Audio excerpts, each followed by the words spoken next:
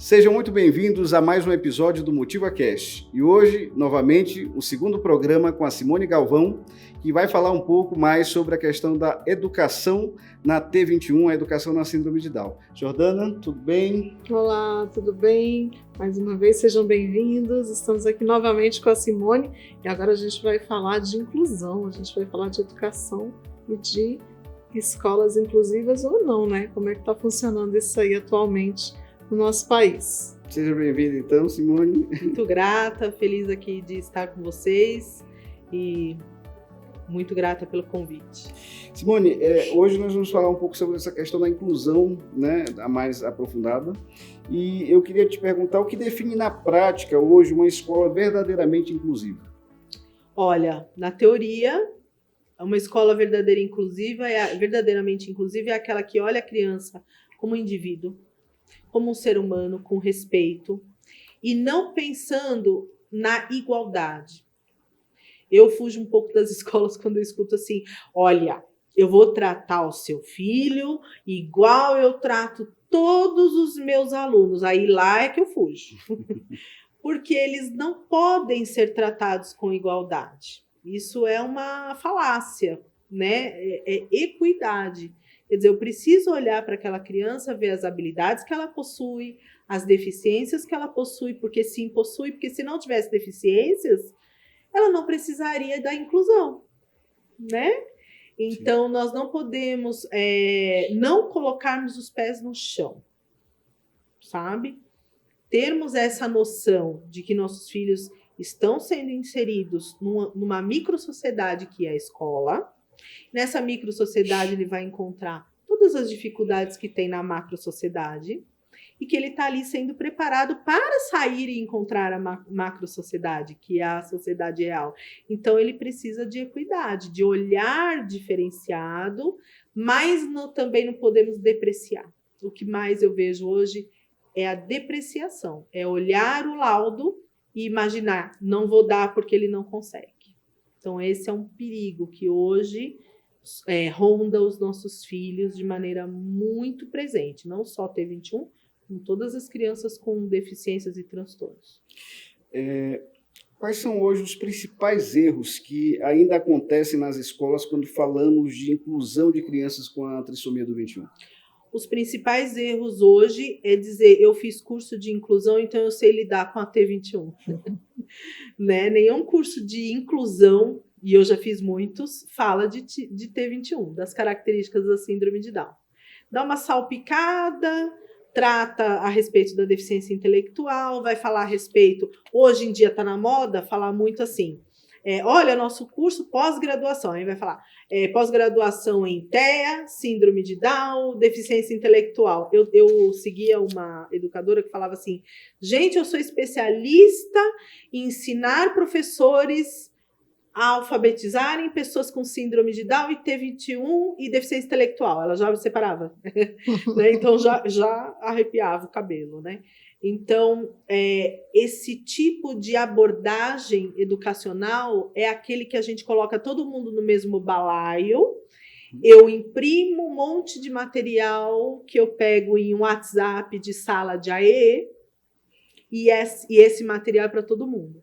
Então, hoje, o grande perigo é a professora, ela tem uma formação de inclusão, ela está em ambiente educacional onde ela tem acesso a muitos materiais e esses materiais servem para todo mundo, sem nenhuma consideração de equidade, de anamnese, de avaliação daquela criança efetivamente, daquele indivíduo, né? O que eu vou fazer com ele, aquele Joãozinho, ele, quem ele é, né? Aquele olhar individualizado. Tudo bem, eu posso até ter um material Montessori tem o material ali pronto, mas eu, como adulto preparado, preciso conhecer a criança, saber o que ela precisa para buscar aquele material. E se não tiver aquele material, eu preciso montar um material especificamente para ele, para a deficiência dele, para a necessidade dele. Então, vejo que esse hoje é um perigo que ronda todas as escolas, todas as formações. Isso vem da academia, tá, Daniel? Você acha que hoje falta informação para as pessoas que querem se qualificar na área de educação para cuidar de pessoas com transtorno do neurodesenvolvimento, por exemplo? Eu acho. E aí, só rapidamente, Jordana, lembrando que tem essas questões também de um monte de capacitações hoje que estão se abrindo e que você hoje não sabe em quem confiar. Assim como a gente também no audiovisual tem isso, bastante curso de muita coisa e você não sabe o que é Eu o sempre correto. falo que temos os aventureiros, né? A gente tem que tomar muito cuidado com os aventureiros. A pessoa inventei um negócio aqui que eu acho que é bacana, né? E vou colocar aqui, vou vender a minha ideia sem fundo científico nenhum, né? Sem nada, sem comprovação, sem nada. E aí as mães que estão ali, ai, que desespero, né? Vão lá e compram. E pagam, e às vezes pagam caro, né? Por uma coisa que não tem resultado. Aí vai passar o tempo, aquela criança não aprendeu nada, óbvio, né? E aí a mãe vai falar, puxa vida, eu acho que eu fui enganada. E é isso, gente. É isso, né? E tem uma questão, assim, muito interessante, essa sua pergunta, porque o que acontece, né? A pessoa monta o método, coloca o nome próprio. Então, meu método é um método Simone Galvão, vamos dizer assim, né? Sem base científica nenhuma. Tá aqui, ó. Eu fiz um monte de material, venham fazer meu curso, eu vou mostrar como o material funciona, que é da minha cabeça. Um pouco de neurociência, um pouco de pedagogia, montei aqui o material, vamos vender. A criança, às vezes, acontece de aprender. A mãe que está fazendo o curso, que está fazendo... A criança está avançando. E a mãe começa a ajudar a fulana a vender o curso. Vem cá, gente, tá vendendo. Aí começa a mandar nos grupos e vira uma mania e vira aquele alvoroço todo. Aí todo mundo da cidade começa a fazer aquele curso, que maravilha! Aí vai na formação na escola, aí vai na faculdade, aí aquele curso fica conhecido, expande. Aí você pega uma criança que está com aquele curso, com aquele método, com aquele material, trabalhando alfabetização há 5, 6 anos. Aí você puxa, vem cá, mãe. A mãe, tá num ponto assim, a criança lê bola, lê bala, mas não sai disso. Aí você busca a criança e fala, vamos fazer uma avaliação nela. Traz para a clínica. Aí você vai fazer a avaliação, o que aconteceu com essa criança? Ela decorou o material. Sim. Eles são ótimos visualmente, de memória, de inteligência emocional, são maravilhosos, decorou o material. E tá todo mundo vendendo nas escolas, nas formações. Eu acho que eu lembro, inclusive, agora de um método que as pessoas estavam utilizando com as crianças para aprender inglês. Um nomezinho, me fugiu esse nome, que é um método que não sei qual é que a criança aprende inglês rápido porque está usando esse método. Gente, eu quase fui apedrejada, porque é o seguinte, minha formação é língua portuguesa. Sim. Né? Eu nunca alfabetizei criança, mas eu alfabetizei adultos, né? Então, eu estudei linguística, eu estudei tudo isso. Aí quando as pessoas falaram assim, olha, Massoputel, que ele vai aprender a escrever. Eu falei, não vai. Não vai. Sabe por quê? Ele vai gravar, motiva. Se eu pedir a ele para escrever, ele não vai. E se eu colocar aquilo num contexto de um livro, ele também não vai identificar. Ele não vai saber o que é aquilo. É uma palavra solta. Janela, geladeira, né? Ou a sílaba. Isso. Isso. Então, assim... Mudou o contexto, perde. Mudou o contexto, está numa leitura, está numa frase. Não vai. Eu falei assim, eu não quero meu filho sendo alfabetizado. Eu já vi criança de 2 aninhos, gente. Olha, meu filho de 2 anos não tá. Não tá, você gente. muda, bota labo. Isso. Porque é uma decodificação gráfica. Então, assim, eu estou fazendo uma decodificação gráfica daquilo que eu falo.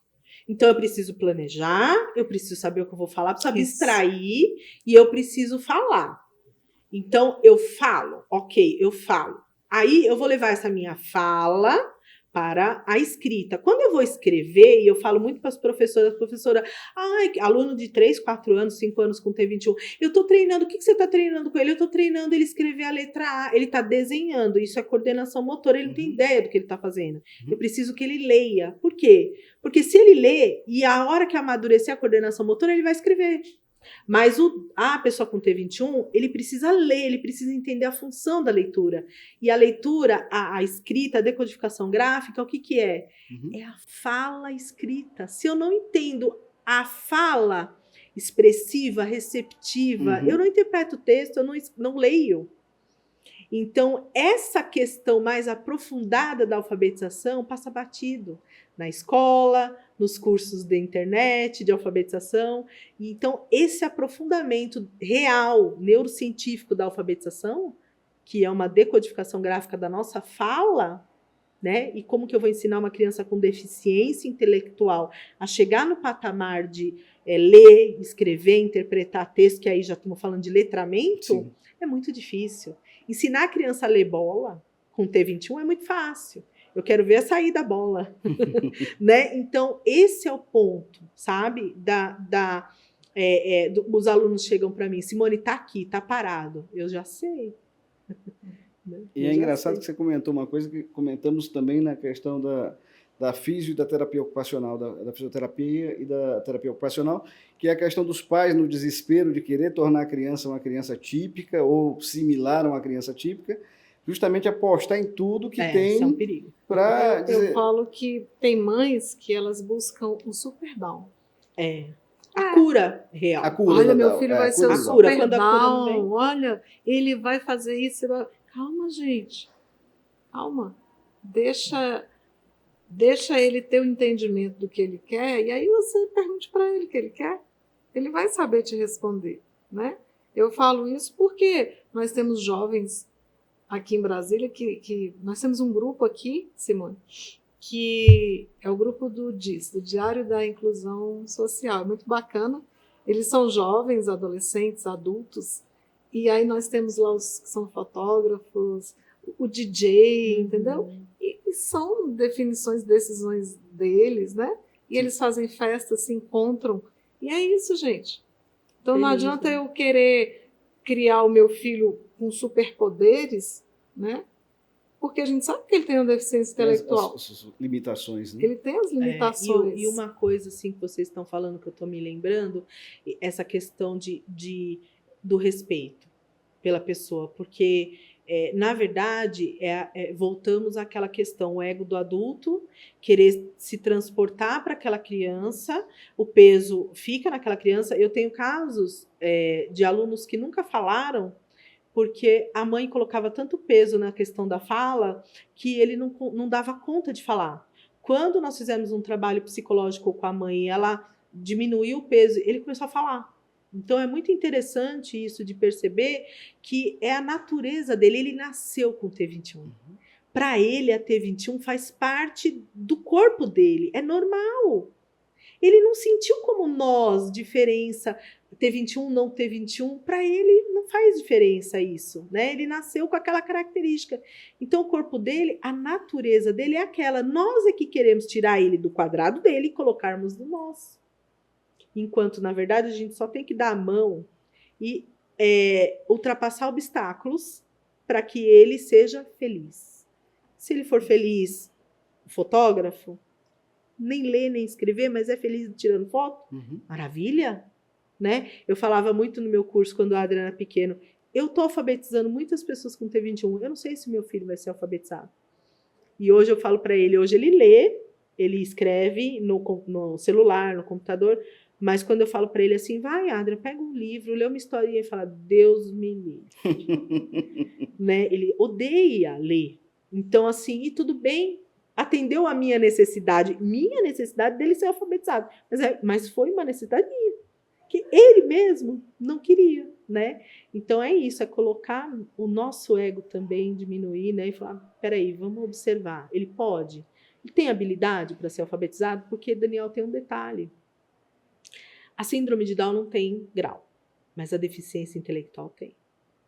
Isso é importante de se falar, porque às vezes as pessoas confundem. Acham que a síndrome tem o grau.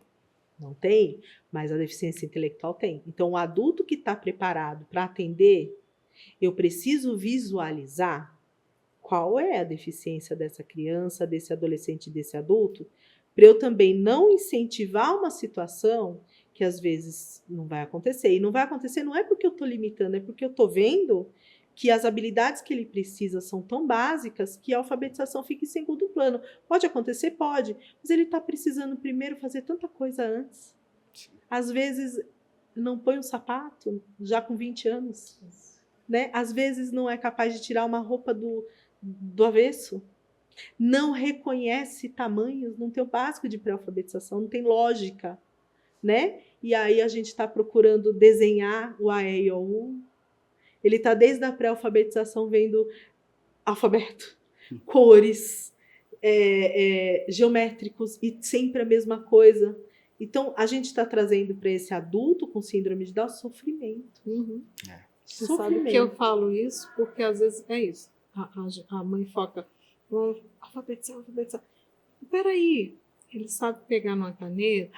Peraí, ele consegue ao menos entender, fazer ele ainda escreve em garatuja, né? Que chama, não é isso? O Theo escreve em garatuja.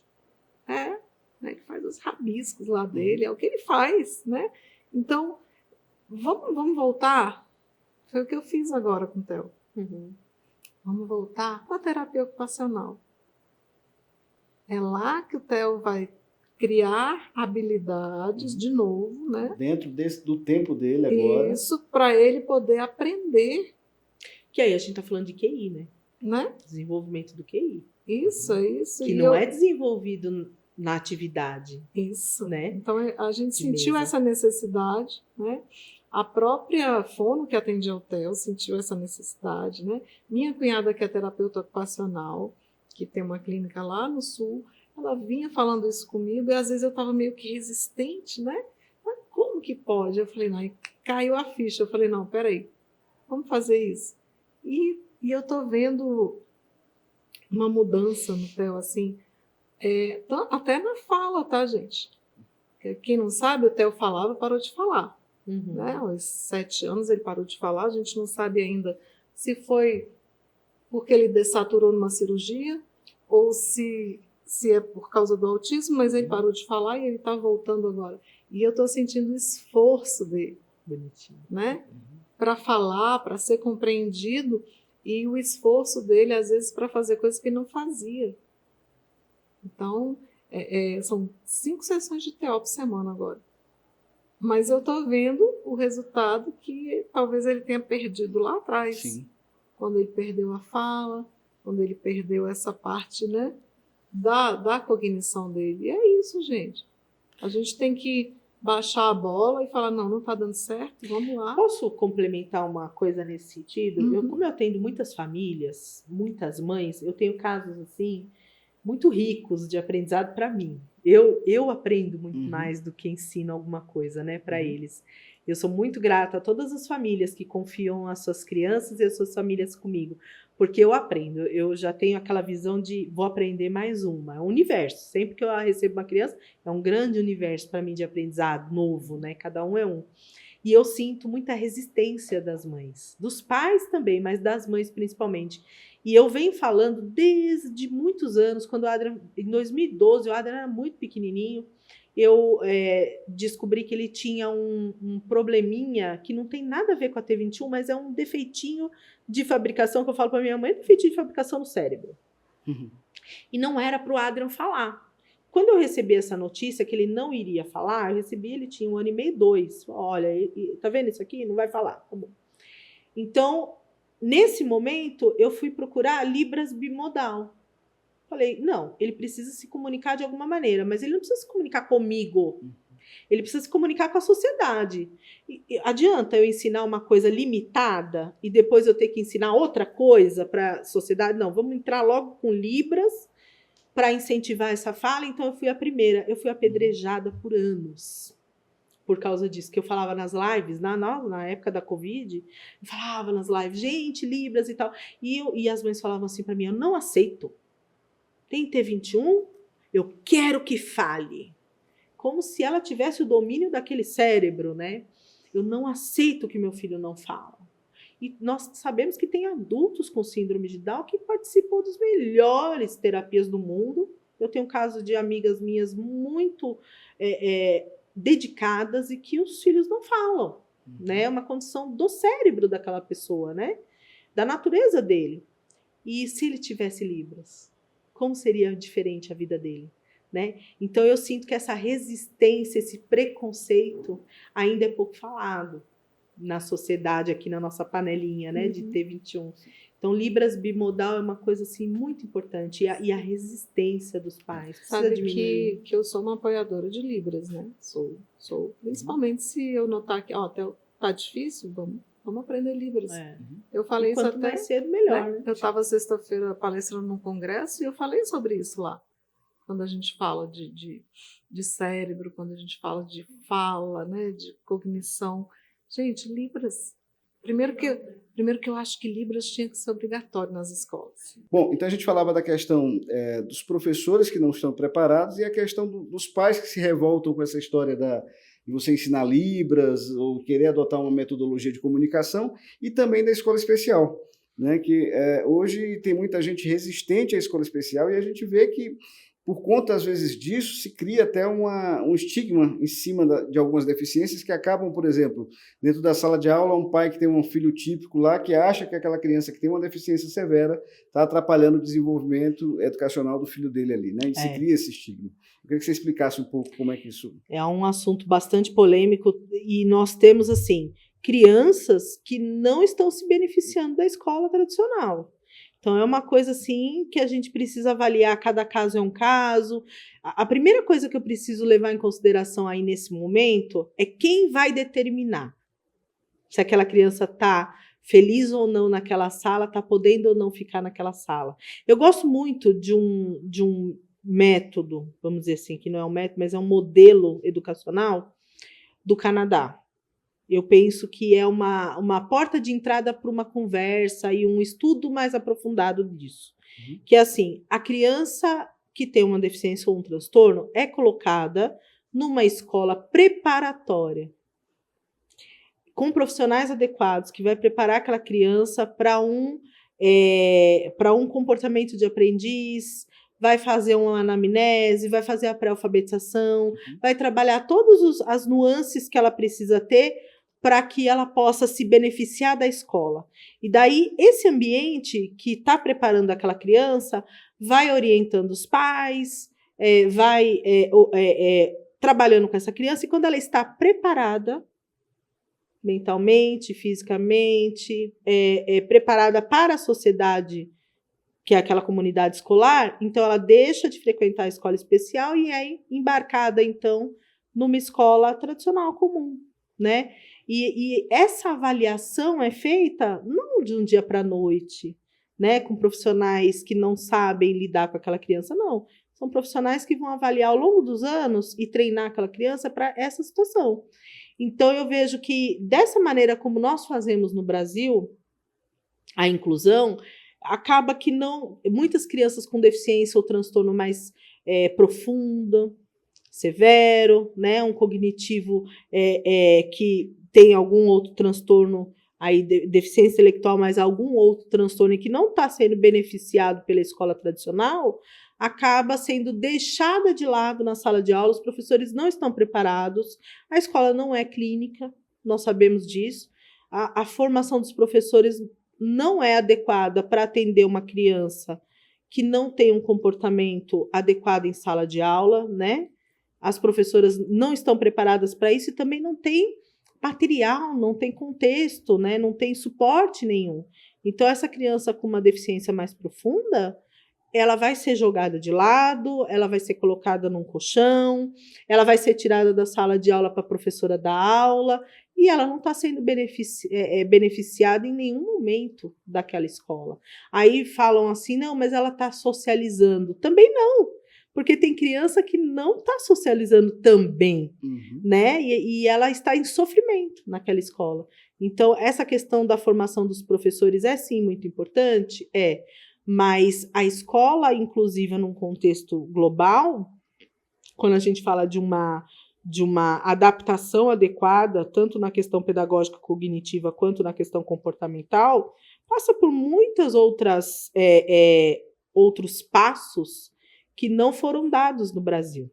Simplesmente nós fizemos leis e jogamos as crianças lá.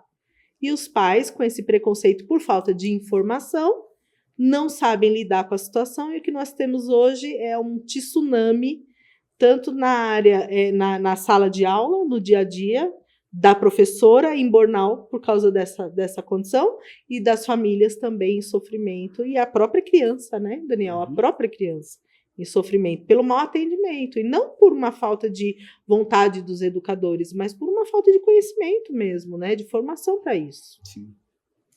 Simone, sabemos que você atua com um design inclusivo, né? Pode nos dar exemplo, assim, exemplo prático, né? De como a estrutura física e pedagógica da escola pode acolher melhor essa diversidade? Sim, às vezes, e aí vamos falar em 2 contextos, né? Eu trabalho na escola tradicional, onde nós temos lousa e carteira, né? E o aluno tocou o sino, ele tem que ir para o recreio, né? São escolas muito antigas, método tradicional de ensino, que a criança está ali para ver uma palestra, o professor vai palestrar e a criança vai receber aquela informação, né? É abstrata demais para uma criança com T21. Então, na escola tradicional, a gente precisa fazer pequenas adaptações, e é nesse contexto que eu falo de design inclusivo, onde nós vamos fazer ambientes que essa criança possa ser acolhida numa crise. No momento em que a turma está fazendo, por exemplo, uma aula muito barulhenta de projeto, a professora está dando uma palestra sobre história do Brasil na 8ª série, né? Ou falando de química, ou falando de matemática, que é muito para aquela criança, ela ainda não chegou naquilo, né? Naquele contexto educacional. O que eu faço com essa criança? Eu deixo ela parada naquela sala, sentada na carteira e exijo que ela fique quieta, sem entender nada. E aí eu falo para os pais e para os educadores, tá bom, então vamos para o Japão, eu vou deixar vocês lá 6 meses e acompanhar vocês em silêncio, vocês assistirem aula todo dia em japonês e não pode levantar em momento algum para fumar, principalmente os fumantes. Porque você começa a ver aquilo começa a entediar, qual é o primeiro comportamento inadequado? A primeira coisa que acontece, comportamento inadequado, vai puxar o cabelo, derruba o lápis, eu preciso fazer alguma coisa. Eu preciso me movimentar, aquilo lá não está interessante para mim, né? E depois eu começo a um comportamento violento. Depois eu começo a ter um sono. A professora pega e faz o quê? Bota um colchão para a criança dormir.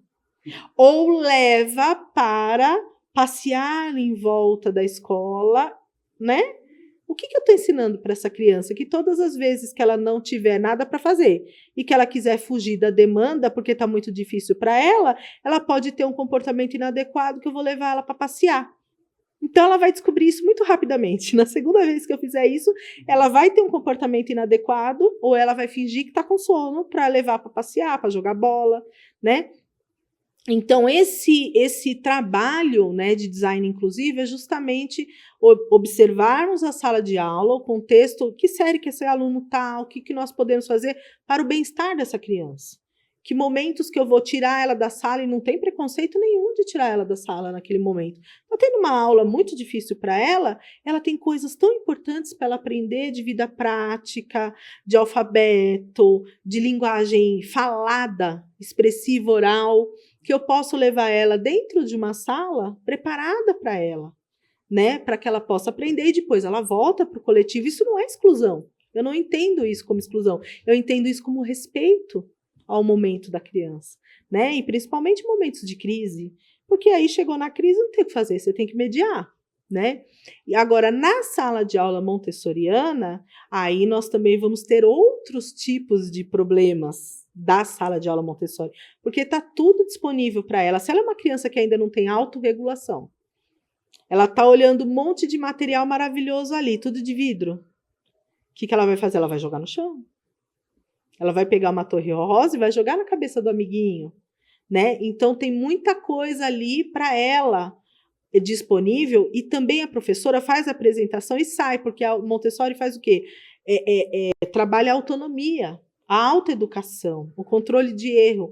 Então, são coisas do método Montessori que proporcionam a criança pensar sozinha. Então, esse ambiente montessoriano também tem que ser preparado para essa criança com deficiência, para que ela tenha o espaço dela, para que ela tenha organização e seja preparada para ser inserida nesse espaço e que ela tenha a condição de estar nesse espaço sem quebrar o ambiente, sem se desregular. Então, esse é o trabalho que eu faço nas escolas, tanto tradicional quanto montessoriano. Simone, só dando Um um gancho adendo. aqui, essa questão de aprender na escola e a gente continuar em casa, né, com esse trabalho, ele é muito importante. Por exemplo, lá em casa não fica uma gaveta aberta, né, um tapete virado, nada fora do lugar, porque o Theo já trouxe isso lá do aprendizado dele. Né? Então, ele organiza. Minucioso. Ele é minucioso. Isso, porque lá você tira um brinquedo, um material do lugar sem botar de volta no lugar. Isso é Montessori, né? Isso é Montessori. Essa é a organização. Isso. Porque Montessori fala que a organização começa no ambiente. Então, por exemplo, você chega numa sala muito bagunçada, o controle remoto você não acha, seu sapato você não acha, seu celular você não acha, seu óculos você não acha. A criança pequenininha, ela se perde, ela se desregula, ela não tem noção daquele ambiente desorganizado. Então, ela tem um comportamento inadequado. Mas se você chega numa sala e cada coisa tem o seu lar, você sabe exatamente onde ir. Isso ajuda a regular a criança, que não tem maturidade para se autorregular. Então, até chegar a essa maturidade dela se reconhecer naquele ambiente, é muito importante que ela tenha tudo no lugar adequado e que a gente ensine a tirar e colocar no lugar, para quando ela precisar, ela saber exatamente onde está. Isso proporciona autonomia e depois isso leva o quê? A alfabetização, a organização, planejamento e execução, que é a função executiva. Né? A autonomia vem do planejamento. Eu, para levantar do meu sofá e lavar uma louça, automaticamente, milésimos de segundo, meu cérebro faz esse planejamento. Eu vou levantar, vou lavar a louça, vou pegar o detergente, colocar na esponja, né? Então, tem todo um procedimento de passos que meu cérebro fez antecipadamente e que a criança com T21 ou deficiência intelectual não tem. Então, pelo treinamento dessas habilidades, ele vai adquirir primeiro no ambiente para trazer para o cérebro. E isso leva as funções executivas, as habilidades para a vida toda e também para a alfabetização e autonomia. Perfeito. Simone, e hoje a gente está encaminhando já para o encerramento dessa segundo episódio com você aqui dentro do MotivaCast. O que seria o ideal hoje? O que você hoje, se pudesse mudar alguma coisa no sistema educacional para acelerar o processo de inclusão, o que seria? Os adultos que olham os artigos científicos e não têm prática de trabalhar com a realidade. Colocar educador de teoria para fazer leis é péssimo. Péssima ideia.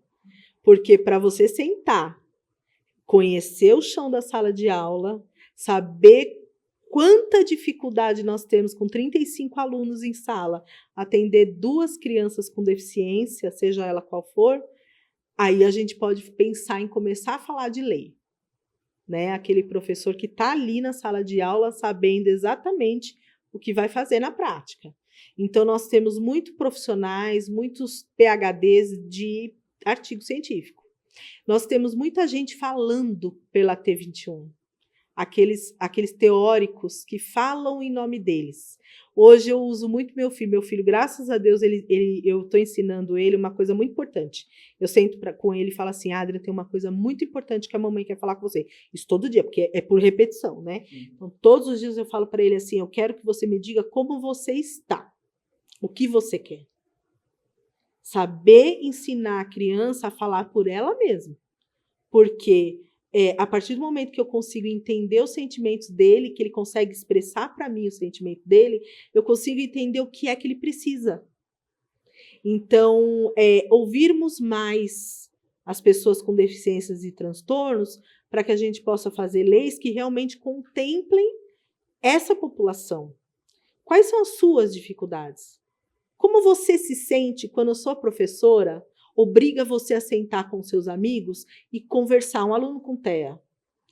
Eu quero que você participe da vida social da sala de aula.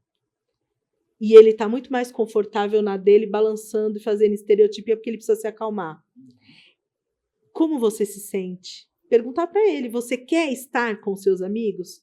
Porque às vezes o educador quer forçar a criança a estar com os amigos e ele está bem aonde ele está. Mas o incômodo é de quem está olhando, é do adulto. Então, perguntar o que ele se sente bem, eu acho que é isso. Darmos voz a eles e ouvirmos mais aqueles que podem falar, porque está no corpo deles, eles é que estão sentindo.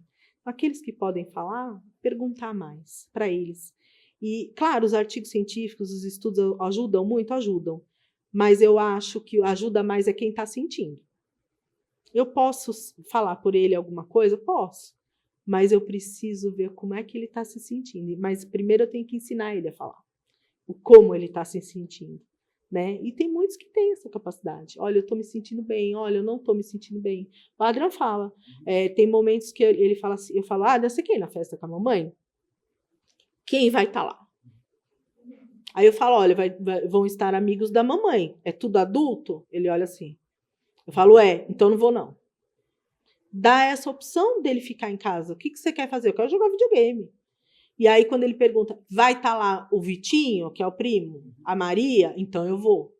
Então, ele precisa ter essa motivação. E aí, tem momentos que eu preciso levar. E aí, eu vou explicar, a gente precisa ir por causa disso, disso, disso. E convencer, e mostrar. Então, é isso, Daniel, eu acho que está faltando isso. Ouvir mais, de verdade, quem está sentindo. Você acha que hoje faltam políticas públicas específicas para a questão da capacitação profissional de professores? Há um incentivo para os professores? E eu pergunto para vocês duas, né? Se há um incentivo hoje para que os professores se capacitem, especificamente voltado para as crianças com transtorno do neurodesenvolvimento? Incentivo só se for nas escolas particulares, né? Pode ser que tenha, também não acredito que tenha, mas eu acredito que não. Eu acredito que quem faz, quem busca, é porque gosta, é por amor à profissão, é porque tem interesse em ver aquela criança sendo capacitada, educada, porque quem não... E tem gente que realmente, tem gente que faz pelo dinheiro, é isso. Mas eu não vejo assim, olha, o professor que se capacitar, ele vai ter aqui um aumento no teu salário, ele vai ter uma bonificação, ele vai ter... Não existe essa relação, eu não acredito que existe. Bom, na minha época como professora, eu não me lembro disso. E aí, antes de tocar a bola, eu lembro de uma situação que sempre acontece, da gente ver, às vezes, pais reclamando que, olha, em determinado período meu filho estava com a professora tal, era ótimo, a professora tal estava ali acompanhando, mudou de período, está com outra professora que não está nem aí, está colocando ele no cantinho da sala, que aí sempre é um terror para os pais essa questão da mudança de sala, mudança de profissionais, né? O que você poderia falar um pouco sobre isso? É uma loteria. Esperar que a escola vá alfabetizar seu filho, ou esperar que a escola vai desenvolver um trabalho a longo prazo com seu filho, é terceirizar uma responsabilidade muito grande. Eu sempre falo para os pais assim, quer fazer bem, faça você mesmo. Porque o amor que você tem pela sua criança, você consegue ultrapassar todos os obstáculos por ela, pelo amor. Você tira de dentro força onde você não tem. Né, levantar uma mãe com depressão, levantar, meu Deus, mais um dia, mas eu tenho que ir por ele, por amor a ele, porque se eu não fizer por ele, ninguém fará. Com o amor que o pai e a mãe têm, ninguém vai fazer, nenhum profissional. Claro que nós temos profissionais maravilhosos, né? Eu tenho professoras, assim, amigas minhas, que são espetaculares, que não têm filho com deficiência, mas têm um amor, né, maravilhoso por essas crianças, mas não basta amor. Não basta ele ser um chaveirinho da sala de aula. Eu preciso ter algo mais, que é o conhecimento, a formação, a capacitação vindo, inclusive, da academia. Onde na academia eles deixam a desejar essa situação de dizer que inclusão é todo mundo no mesmo balaio. E daí, quando você chega como profissional especialista no assunto, daquela T21, por exemplo, como é meu caso, a escola não aceita. Eu tenho casos de escola pública que não aceitam o meu trabalho lá. Porque elas falam, não, eu fiz curso de inclusão, é isso que o MEC me autoriza e é isso que eu vou fazer. Por quê? Porque o meu trabalho lá dá trabalho. Porque eu vou botar mesmo para trabalhar. Eu vou botar para estudar. E vai ter que trabalhar. E elas não querem, né? Porque vai dar trabalho porque o salário é o mesmo. A pergunta é, eu tenho 40 alunos. Um com T21. Ou eu tenho 150 alunos na escola, um com T21.